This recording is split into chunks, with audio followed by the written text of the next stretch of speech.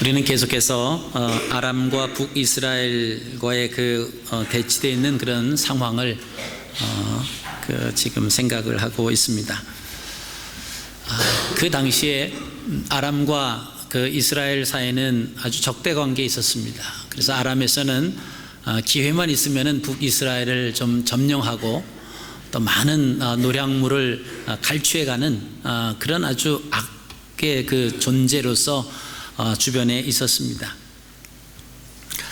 그런데 이스라엘은 엘리사라고 하는 선지자가 있어서 이 베나닷의 계획이 그대로 잘 실행되지 않는, 그들이 원하는 만큼 그들의 손에 북이스라엘을 넣을 수 없는 그런 상황이 계속되었을 때에 이제 이스라엘 사마리아 성을 둘러싸고 아주 아사를 시키겠다라고 하는 계획을 했습니다. 이제 성 안으로 들어가는 모든 교통수단을 다 차단해 버렸습니다. 그럼 성 안에 남아있는 양식은 한계가 되어 있습니다. 이제는 성 안에 있는 사람들이 성 밖으로 나가자니 아람 군대가 포위를 하고 있어서 나갈 수가 없고 포로로 잡힐 수밖에 없죠.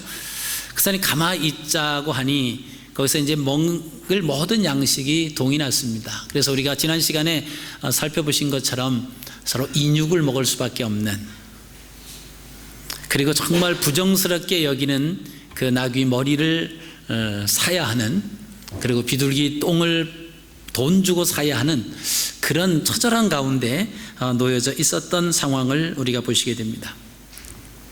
자, 그 당시에 문둥병이라고 하는 병이 있었습니다. 그 문둥병은 오늘날에는 그 문둥병을 많이 치료를 하고 하는데, 그 당시에 문둥병은 오늘날로 말하면 이 에이즈보다도 더 심한 병이었습니다.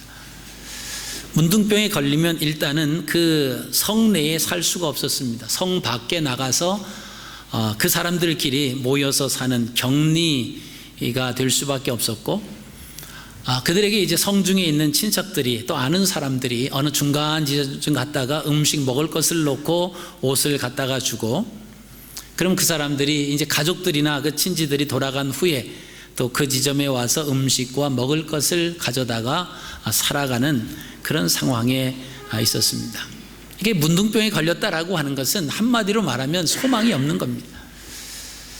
그들에게 좀 가족들이 가지고 있는 꿈이라고 하면 저들이 빨리 죽는 거예요.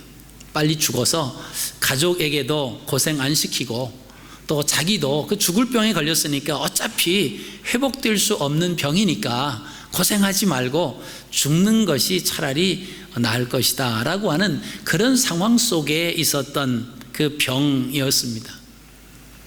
근데 사마리아 성이 아람 군대로 포위되다 보니까 이 성 밖에 살던 이 문둥병에 걸린 사람들이 큰일 났습니다. 성 안에도 지금 먹을 것이 없어서 서로 그런 아수라장이 되었고, 그렇게 하다 보니까 이 사람들을 도울 사람이 하나도 없습니다. 그래서 오늘 여기 나오는 이 문둥병자들이 그런 딱한 상황 속에 어느 누구도 그들에 대한 관심과 배려는 있을 수 없는 그런 상황 속에 있었던 그 4명의 문둥병자가 오늘 하나님의 말씀을 우리가 함께 나누는 주인공들이다라고 하는 것입니다. 2000년도 7월 이화여대 유아교육학과 졸업을 앞둔 23살이었던 이지선 양이 한 음주운전자가 일으킨 6종 추돌 교통사고를 당합니다. 그래서 몸의 55%의 화상, 3도 화상을 입고 20배 이상의 대수술을 받으면서 그가 마지막 하나님의 사랑을 느끼면서 지선아 사랑해라고 하는 책으로 고백한 이지선 씨에 대해서 우리가 잘 아실 겁니다. 그는 이렇게 고백합니다. 내 인생에 살아계신 하나님을 매 순간 체험하며 날마다 행복하고 감사하는 삶이 되었으면 합니다. 그 사고 2주 후에 중환자실에서 다리의 화상을 처음으로 확인을 하고는 삶의 끈을 놓으려고 했던 이지선 씨,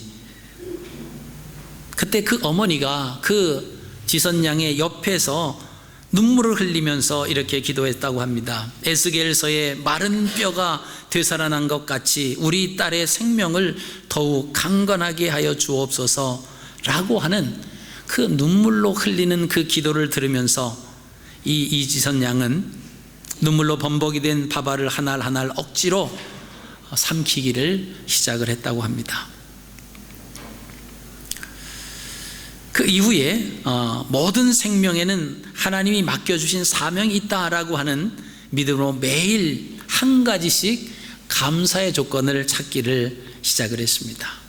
그러면서 그 온 55%의 온몸에 화상을 입은 그것으로 인해서 얼마나 고통스럽고 얼마나 아팠겠습니까? 그리고 자기의 모습, 이제는 전혀 전에 있었던 그 모습과 비교할 수도 없는 그 흉측한 모습으로 바뀌어 있는 그 상황 속에서 매일 한 가지씩 감사의 조건을 찾았습니다. 처음으로 자신의 손으로 환자복의 단추를 채우던 날, 사고 7개월 후 처음으로 눈을 감고 잠잘 수 있었던 것을 감사했습니다.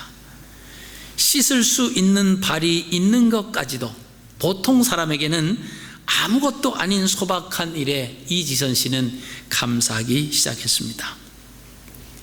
그러나 얼마 지났을 때에 엄지를 제외한 나머지 8개의 손가락 한 마디씩을 잘라내야 한다라고 하는 의사의 냉철한 선언에 참고 있었던 울음을 터뜨렸습니다. 그때 이 이지선 씨가 음성을 듣습니다. 지선아, 울지 마. 너는 아직 살아있잖아. 이대로 끝나지 않을 거잖아 라고 하는 음성을 들었습니다. 그리고는 그녀가 손이 짧아지더라도 쓸 수 있는 손이 되어 엄마 힘 덜어주고 내가 스스로 할 수 있게, 부끄러운 손이 되지 않게 하나님의 사랑을 더 많이 내 몸속에 하나님의 사랑이 다녀간 그 흔적을 볼 수 있는 손이 되게 해달라고 기도하기를 시작을 합니다. 절망으로 망망할 때 세상 가운데 너를 세우고 병들고 힘들고 약한 이들에게 희망의 메시지를 전하도록 하겠다라고 하는 하나님의 음성을 듣습니다. 그리고는 스스로 자기 자신을 가리켜서 희망 바이러스라고 하는, 그러면서 그가 2004년 미국 유학을 가서 보스턴 대학에서 재활 상담학 석사 과정을 졸업을 합니다. 그는 시편 40편에 있는 나를 기가 막힐 웅덩이와 수렁에서 끌어올리시고 내 발을 반석 위에 두사 내 걸음을 견고하게 하셨도다. 새 노래 곧 우리 하나님께 올릴 찬송을 내 입에 두셨으니 라고 하는 그 말씀이 인생에서 직접 행해지고 있다고 여러 곳을 다니면서 그는 간증을 하고 있습니다. 그러면서 그는 온몸에 남은 상처, 짧아진 8개의 손가락, 이 모든 것은 주님이 날 사랑하신 증거, 하나님이 다녀가신 흔적임에 감사합니다 라고 하는 고백을 하고 있습니다. 오늘 본문 말씀에도 아름다운 소식이라고 하는 단어가 나옵니다. 우리가 이 세상에 살아가다 보면은 여러 가지 수많은 일들을 당하고 살아가는 세상입니다. 때로는 좋고 기분 좋은 일들도 있지만, 그러나 아름답지 못한, 일어나지 않았으면 좋을 것 같은, 또 듣지 않았으면 더 아름다울 것 같은 일들이 우리 안에는 일어나고 있습니다. 오늘 일어난 이 일은 참으로 아름다운 소식입니다. 그런데 이 아름다운 소식도 자칫 잘못했으면 전해지지 않을 뻔했다라고 하는 것입니다. 오늘 본문 말씀을 보시면 우리가 잘 아시는 것처럼 예루살렘 그 사마리아 성을 싸고 있었던 이 아람 군대에 저녁 해질 때가 됐는데 갑자기 많은 군대가 지금 오고 있는, 많은 말과 병거들을 몰고 달려오는 그 소리를 듣게 됩니다. 지난 시간에도 말씀드린 것처럼 그 당시에는 어떤 관측할 수 있는 그런 기구가 있던 것이 아니었습니다. 그래서 적의 수요라든가 적의 어떤 가지고 있는 무기를 측정할 수 있는, 측량할 수 있는 것은 유일한 방법이 소리였습니다. 그 소리를 듣고 저들이 얼마나 많은 적군이 지금 움직이고 있다라고 하는 것, 그리고 그 소리를 듣고 얼마나 많은 병거를 동원해서 다가오고 있다라고 하는 것을 알 수밖에 없었습니다. 근데 사마리아 성을 뒤싸고 있었던 이들이 들었던 것은 엄청난 군대가 지금 자기들을 향해서 오고 있다라고 하는 것을 소리로 듣게 됩니다. 분명히 오늘 밤이 되면 저들이 주둔하고 있다가 급습을 해서 우리를 공격할 것이다. 이웃나라 사람들을 통해서 또 애굽 사람들을 통해서 돈으로 주고 이 이스라엘 왕이 그들을 지금 부른 것이 틀림없다라고 하는 결단을 내립니다. 그리고는 자칫 잘못하고 머뭇거리다가는 그들이 도리어 자기들이 사마리아 성을 이렇게 둘러싸 있는, 포위하고 있는 것처럼 자기들이 포위될 거라고 하는 결과를 내리고 혼비백상하고 도망가는 것을 우리가 보시게 됩니다. 그리고 거기 있었던 먹을 것, 짐승, 무기 모든 것을 그대로 놔두고 몸만 도망갑니다. 여기에 이제 등장하는 사람들이 오늘 주인공인 문둥병자예요. 성으로부터 공급받지 못해서 있는 그 상황입니다. 성 주위를 가서 좀 구걸을 하려고 했지만 지금 성 안에도 뻔히 굶어 죽어가는 그 상황을 모를 리가 없습니다. 우리가 여기서 굶어 죽으나 또 성으로 들어간들 지금 성 안에 있는 사람들도 굶어 죽고 들어갈 수도 없고, 그렇다라고 하면 이 아람 군대에 우리가 가서 자수를 하자. 만약에 그들이 우리를 살려주면 살려니와 그들이 우리를 죽이면 어찌하겠는가. 일어나 이렇게도 죽고 저렇게도 죽지 않겠는가라고 하는 그 결단을 내립니다. 여러분, 여기서 우리는 이 4명의 문둥병자들이 행한 것 중에서 우리가 깨달아야 할 지혜가 있다라고 하는 것입니다. 지금 상황은 4명의 문둥병자들에게는 정말로 아무런 꿈도 소망도 없는 그런 가운데 있습니다. 이렇게나 저렇게나 죽을 수밖에 없고, 그 문둥병에 걸린 사람들이 아람 진영으로 들어가서 자수를 한들 그 병자들을 살려줄 이유가 사실은 희박한 겁니다. 때로는 우리의 모습이 이 문둥병자의 상황과 형편과 같다라고 그렇게 생각할 때가 우리가 있을 때가 있습니다. 앞을 봐도 뒤를 봐도 좌우 주변을 봐도 도저히 헤어날 수 없는 것 같은, 하나님도 나에게 대해서 전혀 아무런 말씀도 하고 계시지 않는, 침묵하고 계시는 그 하나님처럼 보여질 때, 느껴질 때가 우리에게 있다라고 하는 것이죠. 여러분, 그럴 때 이 문둥병자들처럼 우리는 움직여야 된다라고 하는 거죠. 가만히 앉아서 죽기보다는 우리가 무언가 하자, 우리가 한번 움직여 보자라고 하는 것입니다. 지금 당장 죽는 상황에 있다라고 할지라도 한번 아람 진영으로 달려가 보자. 그러면서 그들이 그대로 달려갔던 것을 우리가 보시게 됩니다. 여러분, 2차 대전 당시에 프랑스 레지스탕스의 배경으로 한 영화가 있습니다. 로베로 장군이라고 하는 그 영화를 보시면 그 레지스탕트들이 감옥에서 끌려 나와서 사형을 당합니다. 이 독일 정부에 저항하는 그런 단체들이죠. 그 프랑스어로 그게 이제 저항하다라고 하는 그런 의미입니다.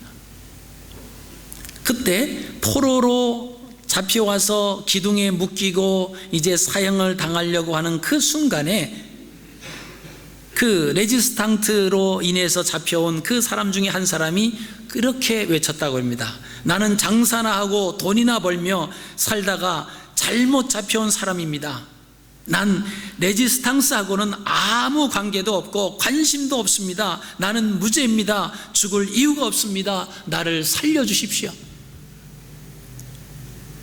그것은 프랑스 사람이었어. 자기 나라가 지금 싸움, 전쟁이 계속되고 있는데 그 가운데 그 레지스탕스의 일원이다라고 해서 잡혀왔는데 지금 나무에 묶여서 죽기 직전에 그가 그렇게 고백합니다. 나는 장사하고 돈 버는 사람이었습니다. 그러다가 어떻게 잘못해서 잡혀왔지, 나는 그 레지스탕스들하고는 전혀 상관이 없으니까 나는 살려줘야 됩니다. 근데 그 독일군들은 아랑곳하지 아니하고 그 사람을 기둥에 묶었습니다. 그때 한 레지스탕트가 그렇게 얘기를 합니다. 아무것도 하지 않은 것, 그것이 당신의 죄입니다.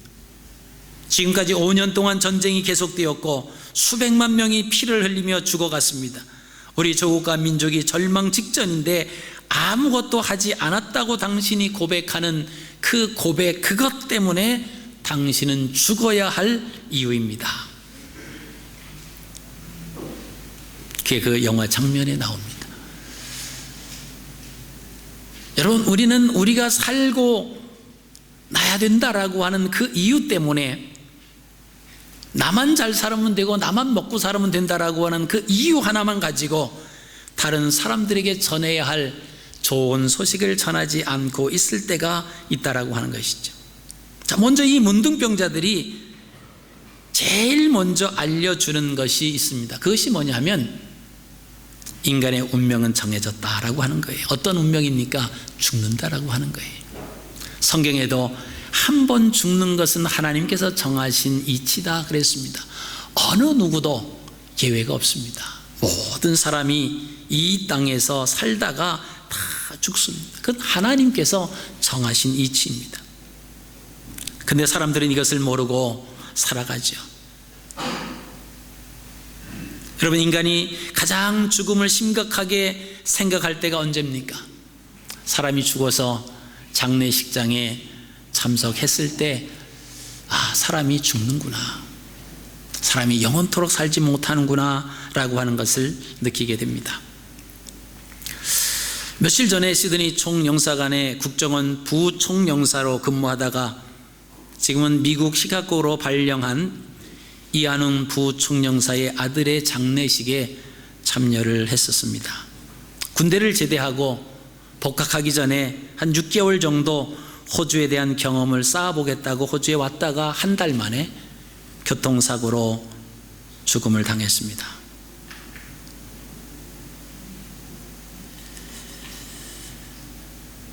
오열하는 부모들, 그리고 거기에 참석했던 많은 사람들이 그 군대에서도 잘 그 안전 수칙 요원으로 그렇게 모든 모범적으로 살다가 그 복무를 잘 마치고 제대를 했어요.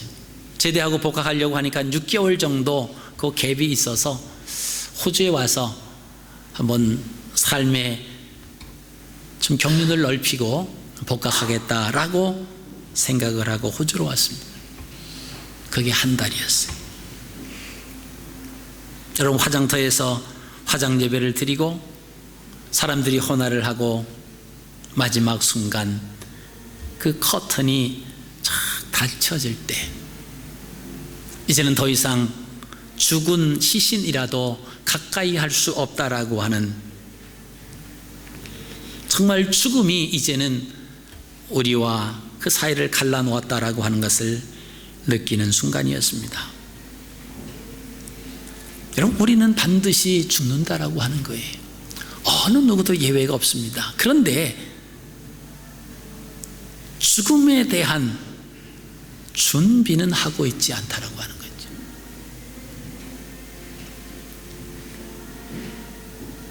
우리가 어쩌면 장례식장에 참석했다가 그 장례식장을 떠나 내려와서 우리의 삶의 현장 속에 오면은 그 생각을 잊어버릴 수도 있다라고 하는 것입니다.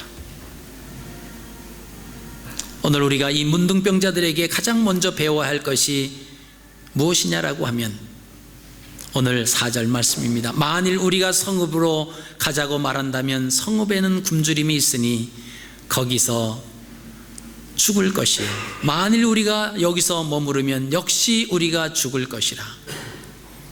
이래도 죽고 저래도 죽는다라고 하는 것입니다. 그런즉 우리가 가서 아람 군대에게 항복하자.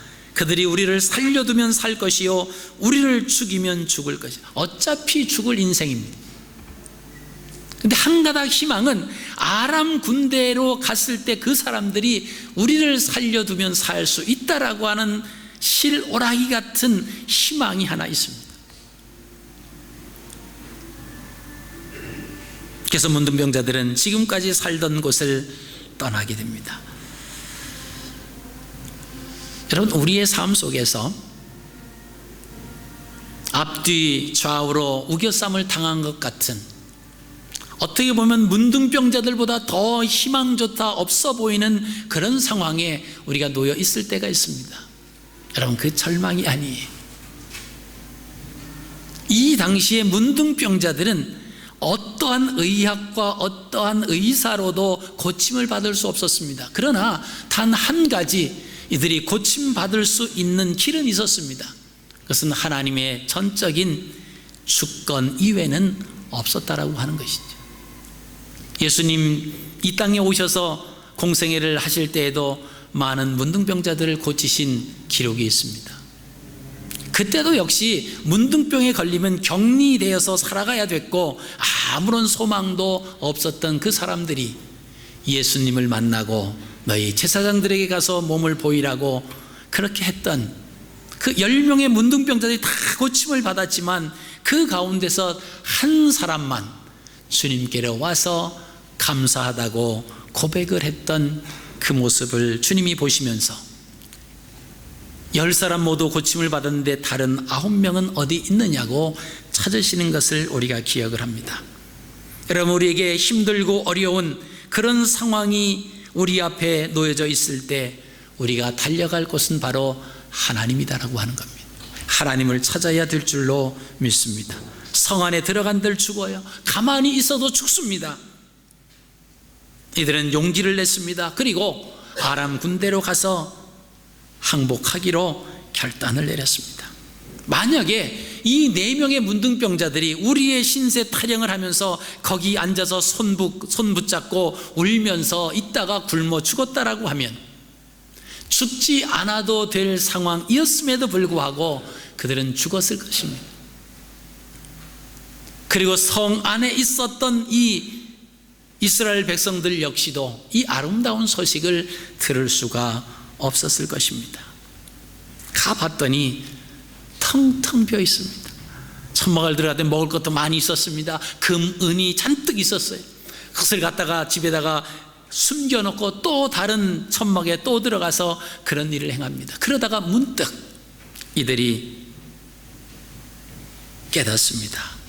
이렇게 좋은 소식을 우리끼리만 누리고 있다라고 하면 내일 아침이 밝으면 우리에게 벌이 더해질 것이다. 지금 성 안에는 우리 민족이 굶어 죽어가고 있다라고 하는 것입니다.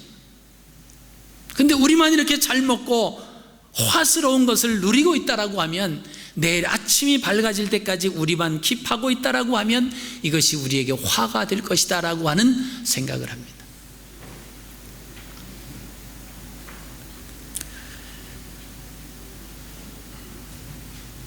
문둥병자들이 성 안에 있는 사람들을 생각할 때 다른 각도로 생각했다라고 하면 그들이 쉬었을 거예요.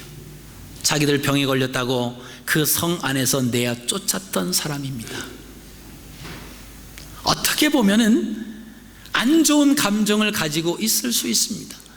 그래야 우리는 어차피 격리되어서 저들로부터 저들과 더불어 살아갈 수도 없는 그런 존재이니까 여기서 우리에게 주어진 기회, 우리에게 주어진 복이 아니겠느냐. 저 사람들은 죽을지라도 그 무슨 상관이냐. 우리끼리 먹고 우리끼리 살 모든 재물을 가지고 있으면 되지 않겠느냐. 얼마든지 이렇게 생각할 수 있었습니다. 근데 그들은 거기에 머무르지 않았다라고 하는 것입니다.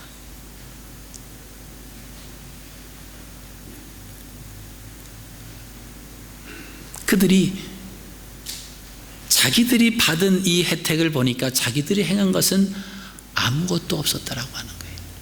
자기들이 전쟁을 해서 아람 군대를 돌격을 해가지고 아람 군대를 다 무찌른 것도 아니고 그냥 항복하기 위해서 와 봤더니 이러한 현상들이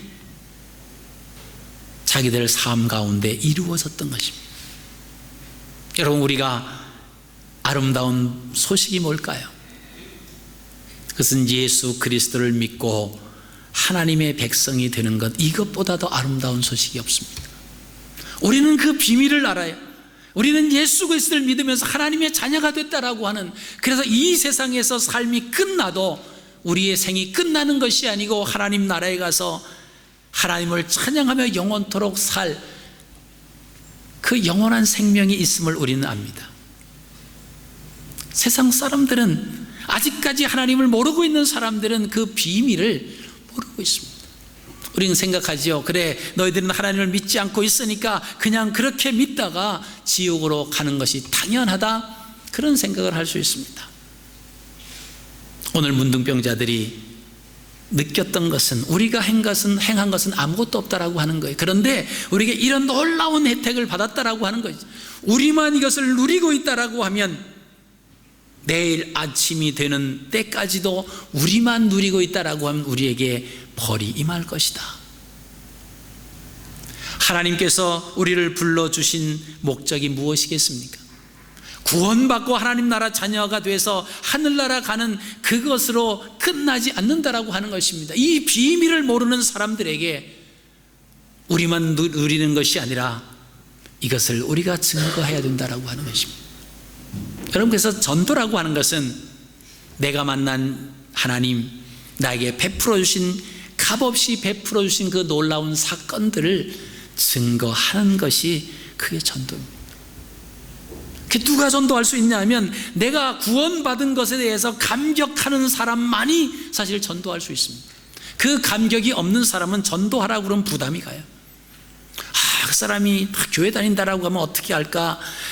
안 믿는 사람 가운데서 내가 같이 식사를 하는데 내가 고개를 숙여서 식사 기도를 해야 되냐 말아야 되느냐, 이 사람들이 나를 어떻게 볼 것이냐, 믿음 없는 사람이에요. 교회는 나올지 모르지만 하나님에 대한 확신이 없는 사람이죠. 우리를 불러주신 것은 그들로 하여금 하나님의 사랑을 증거하기 위해서 우리를 값없이 은혜 주셔서 우리를 불러주셨다라고 하는 것입니다. 그것을 모른다라고 하면 4명의 문둥병자들은 결코 성 안에 들어가서 외치지 않았을 겁니다. 우리가 머물고 있는 곳에 잔뜩 갖다 채워놓고 이제는 평안히 저 사람들이 우리에게 먹을 양식을 가져다 주지 않더라도 우리가 이 모든 금은 보화를 가지고 우리가 사 먹으면 된다. 그리고 자기 나름대로의 삶을 계획했을 것입니다. 여러분, 어쩌면 우리도 그런 상황에 놓여 있을 때가 많이 있다라고 하는 거예요. 내가 구원받은 그 감격을 모른다라고 하면 다른 사람 예수 안 믿는 것에 대해서 전혀 관심 없습니다. 예수 안 믿다가 죽어져 가는 그 사람에 대해서도 전혀 관심이 없어요. 마음이 짠함, 그것도 없습니다.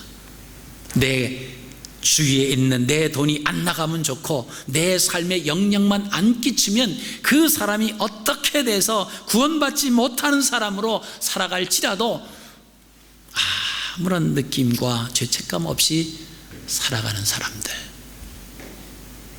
그건 믿음의 사람이 아니다라고 하는 거예요. 구원에 대한 감격도 모르는 사람이에요.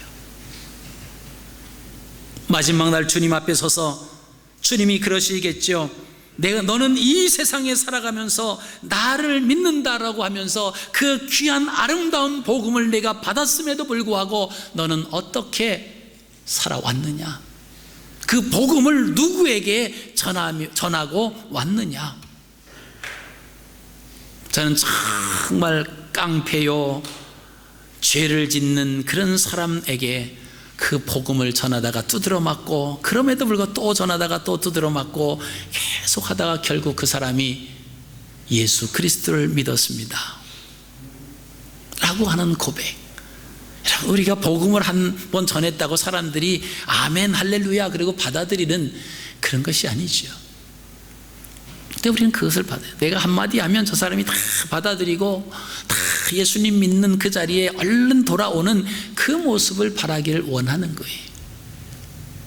때로는 교회 안에도 교회 예배에 잘 참석하는 그 분들을 보면서 아, 저분이 믿음이 좋을 거다, 신실할 것이다, 구원에 대한 확신이 있을 것이다, 그렇게 생각하다가 착각하고 상처받을 때가 많잖아요. 알고 보니까 믿음이 없었던 거예요.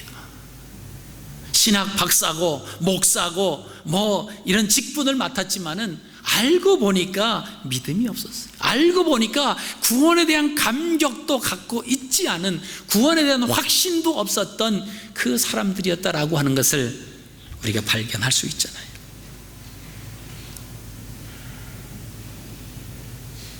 나병 환자들이 서로 친구들에게 이렇게 말합니다. 우리가 이렇게 해서는 안 되겠다. 이렇게 해서는 안 되겠다라고 하는 거예요. 어떻게 합니까? 천막마다 들어가서 은근보화를 가져다가 감춰두고 자기들이 실컷 먹고 얼마나 기뻤겠습니까? 얼마나 하나님의 은혜라고 생각했겠어요. 근데 그들이 서로 말합니다. 우리가 이렇게 해서는 아니 되겠도다. 오늘은 아름다운 소식이 있는 날이거늘 우리가 침묵하고 있도다. 만일 밝은 아침까지 기다리면 벌이 우리에게 미칠지니 이제 떠나 왕궁에 가서 알리자.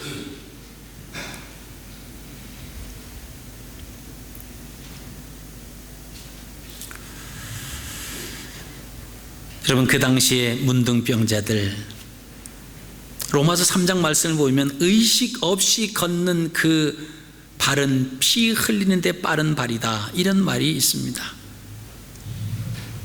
우리의 상황이 문둥병자와 같다고 생각하면서 우리의 상황이 힘들고 어렵다고 하면서 의식 없이 걷는 그 발은 피 흘리는데 빠른 발이다, 이런 표현이 있습니다.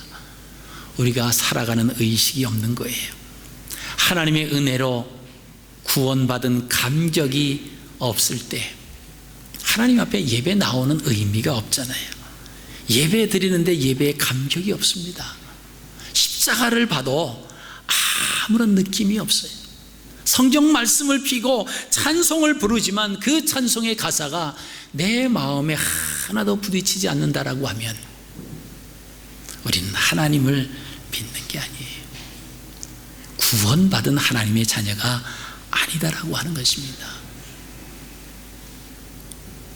또 로마서 10장 말씀을 보시면요, 거기는 반대적인 이야기가 나옵니다. 아름다운 소식을 전하는 자의 발이 나옵니다. 여러분, 이 아름다운 소식을 전하는 자의 발은 어떤 발입니까? 오늘 문둥병자들이 생각했던, 그리고 결단했던, 그리고 왕궁으로 그 성 안으로 들어가서 복음을, 기쁨의 소식을 전했던 그 사람들의 발이 아름다운 소식을 전하는 발이었습니다. 여러분, 어쩌면 문둥병에 걸렸던 그들이 이렇게 얘기할 수 있겠죠. 왜 하필이면 나냐? 왜 많은 사람이 있는데 내가 꼭 문둥병에 걸려야 되느냐? 왜 하필이면 나에게 이런 어려운 일이 있느냐? 정말 하나님 살아계시다라고 하면 나를 고쳐주셔야 되지 않겠느냐? 여러분, 우리에게 어려움이 오는 것 두 가지예요. 하나는 하나님께서 우리를 연단하시기 위해서 우리를 테스트하시는 기간일 수 있습니다. 또 한 가지 이유는 우리가 돌이켜야 할, 회개해야 할 일들이 있다라고 하는 거예요. 하나님 앞에 해결되어야 할 그 일이 놓여 있어서 깨닫지 못하니까 어려운 환난을 통해서 깨달으라고 주시는 이유다라고 하는 거예요. 그럴 때는 깨달아야 되잖아요. 근데 깨닫지 않고 원망하지요. 하나님 앞에 큰 소리 칩니다. 원망합니다. 불평합니다. 사실 하나님 앞에 큰 소리 칠 자격이 못 되잖아요. 자기가 하나님을 진솔 때 믿지도 않으면서 구원에 대한 감격도 없으면서 자기에게 어떠한 좀 좋지 않은 일이 일어났다고 하나님을 원망합니다. 우리가 뒤를 한번 뒤돌아보셔야 돼요. 나의 한마디 때문에 죽어져가는 사람들, 이웃이 살아날 수 있습니다. 나의 한마디 때문에 영원히 죽을 수밖에 없는 영혼이 하나님의 나라의 백성이 될 수 있다라고 하는 겁니다. 그 특권을 우리에게 주셨어요. 근데 우리는 그 부분에 대해서 무감각하면서 주님 전에 나가서 1시간 예배드리면 다 된 것처럼 착각하며 살아가는 경우가 많이 있다라고 하는 것입니다. 여러분, 이 1885년 4월 5일 그날은 부활절 아침이었습니다. 언더우드 선교사님이 인천항에 도착을 한 날입니다. 그때 조선을 돌아보고 난 뒤에 떠오르는 그 생각을 시로 쓴 그 시가 있습니다. 그 시의 제목은 이래요. 보이지 않는 조선의 마음. 내용은 이렇습니다. 오 주여, 지금은 아무것도 보이지 않습니다.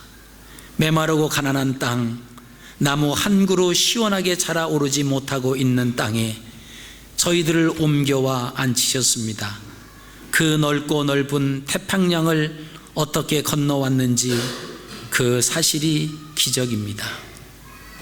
주님께서 붙잡아 뚝 떨어뜨려 놓으신 듯한 이곳, 지금은 아무것도 보이지 않습니다. 보이는 것은 고집스럽게 얼룩진 어둠뿐입니다. 그들은 왜 묶여 있는지도 고통이라는 것도 모르고 있습니다. 고통을 고통인 줄 모르는 자에게 고통을 벗겨주겠다고 하면 의심부터 하고 화부터 냅니다. 조선의 마음이 보이지 않습니다. 그러나 주님, 순종하겠습니다. 겸손하게 순종할 때 주께서 일을 시작하시고 그 하시는 일을 우리들의 영적인 눈이 볼 수 있는 날이 있을 줄 믿나이다. 믿음은 바라는 것들의 실상이요 보지 못하는 것들의 증거니 라고 하신 말씀을 따라 조선의 믿음의 앞날을 볼 수 있게 될 것을 믿습니다. 지금은 우리가 황무지 위에 맨손으로 서 있는 것 같사오나 저들이 우리 영혼과 하나인 것을 깨닫고 하늘나라의 한 백성 한 자녀임을 알고 눈물로 기뻐할 날이 있음을 믿나이다. 지금은 예배드릴 예배당도 학교도 없고 그저 경계와 의심과 멸시와 천대함이 가득한 곳이지만 이곳이 머지않아 은총의 땅이 되리라는 것을 믿습니다.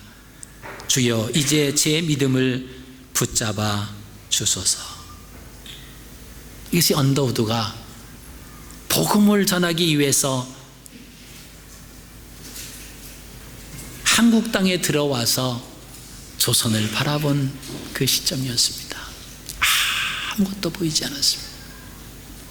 오히려 기쁜 소식을 전해주려고 하면 의심을 하고 자기들에게 돌을 던지고 하는 그런 상황 속에서 예배드릴 건물도 없고 학교도 없고 병원도 없는 그 자리에서, 그러나 여기서 멈추지 않고 하나님께서 일하실, 하나님께서 역사하실 것을 믿고 그 주신 사명을 감당하겠습니다 라고 하는 그 놀라운 고백이 여기 포함되어 있습니다. 여러분, 그렇게 어두운 곳을 향해서 외쳤던 그 아름다운 소식은 100년이 지나서 지금은 복음의 땅으로 가득 찼습니다. 전 세계에 선교사를 두 번째로 많이 보내는 나라가 되어졌습니다. 그가 세운 연세대학은 명문이 됐습니다. 수많은 일꾼들이 배출되는 학교로 우뚝 서 있습니다.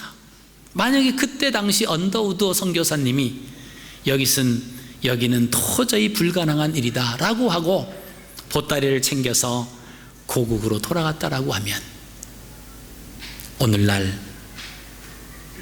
예수 그리스도를 믿는 한국의 모습들이 존재했을까라고 하는 것입니다. 젊은 나이에 예수 그리스도의 뜨거운 심장을 가지고 이 땅에 와서 피를 뿌린 그 선교사들의 헌신으로 우리는 예수 그리스도를 알게 됐고 하나님의 자녀가 되었다라고 하는 것입니다. 여러분, 희생 없이 하늘의 미랄이 땅에 떨어져서 썩음으로 인해서 수많은 열매를 맺는 것처럼 우리가 상황 앞에서 우리만 바라본다라고 하면 우리는 하나님의 역사하심을 볼 수 없다라고 하는 것입니다. 비록 나를 이곳에 머물게 하신 하나님, 나로 하여금 하나님이 이루시고자 하는 그 놀라운 역사, 오늘 언더우드의 고백처럼 주님, 제가 순종하겠습니다. 제 믿음을 붙잡아 주옵소서. 사람의 눈으로 바라보지 아니하고 하나님께서 역사하실 것을 바라보면서 고백했던, 그리고 이 아름다운 소식을 전하지 않으면 안 되겠다라고 하는 그 심령이 불일듯 일어날 때에 여러분, 우리가 어느 곳이든 예수 그리스도를 믿지 않는 사람들을 만날 때 우리는 복음을 전할 수 있습니다. 우리가 접한 그 아름다운 소식을 전할 수 있습니다. 4명의 문둥병에 걸린 사람들처럼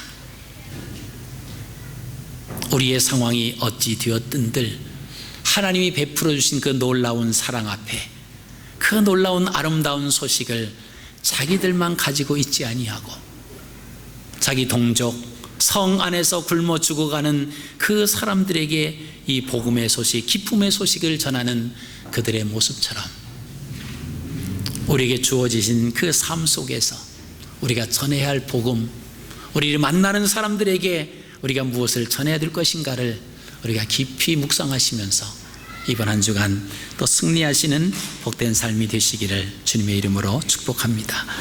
살아계신